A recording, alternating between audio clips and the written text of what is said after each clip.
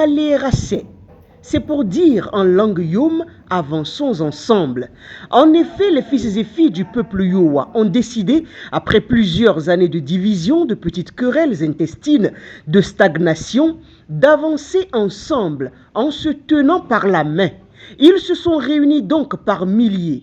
Il y en a qui ont quitté l'Algérie, l'Italie, les États-Unis, Cotonou, Parakou, Natitengu, Djougou, bref, tous les coins du pays et d'ailleurs. Ils se sont réunis à la maison des jeunes de Sérou pour discuter, échanger sur les mots qui minent le développement de leur communauté. Aujourd'hui, c'est une grande joie pour moi, pour le comité, mais pour l'ensemble du Yoruba qui attendait cette rencontre depuis plusieurs années. Il y a très longtemps maintenant que les cadres, les élites de l'ère culturelle Yoruba se sont retrouvés. Et il était difficile de perpétuer notre culture, notre identité culturelle. Alors, le YO a mis en place un comité de travail qui, 12 mois durant, a travaillé à réconcilier les uns avec les autres, à faire des conciliabules avec d'autres organisations similaires qui nous ont précédés dans cette démarche, à tenir des assemblées intermédiaires et aujourd'hui à pouvoir convoquer cette assemblée plénière. C'est donc une joie partagée par tous les participants ici, mais par l'ensemble du groupe. On pourrait dire aujourd'hui que c'est un sentiment de satisfaction, mais pour nous, comité d'organisation, c'est un défi majeur. Parce que le tout ne suffit pas de se retrouver ici et de conclure que maintenant les filles et les fils du Yoruba peuvent se parler, mais il faudrait perpétuer cette bonne initiative des années durant pour que la gloire dont a fait montre l'ère culturelle Yoruba puisse reprendre de la bonne manière. La communauté Yowa est la plus grande communauté de Djougou et de Kopargo, la plus peuplée mais aussi la plus touchée par un fort taux de pauvreté dans le secteur de l'éducation, le secteur de la santé, de l'économie. Beaucoup de mots minent la cité des Yowa.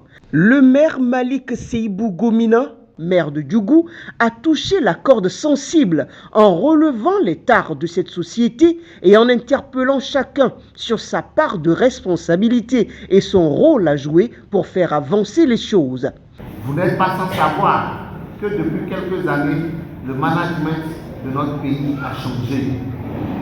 L'exigence de rigueur que les autorités centrales impriment à la marche du pays nous oblige nous-mêmes à ne pas dormir sur nos lauriers et nos certitudes d'hier.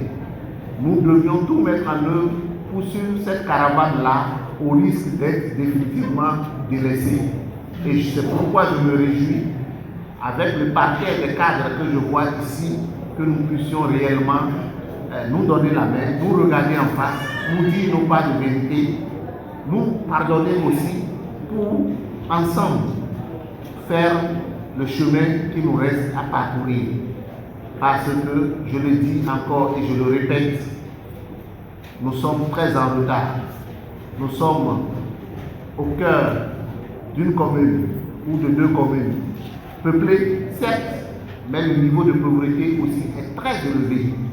Qu'est-ce que nous allons faire pour diminuer ce niveau de pauvreté? Qu'est-ce que nous allons faire pour faire le plaidoyer auprès des autorités centrales pour qu'elles puissent penser à nous? Voilà ce qui doit pouvoir nous motiver.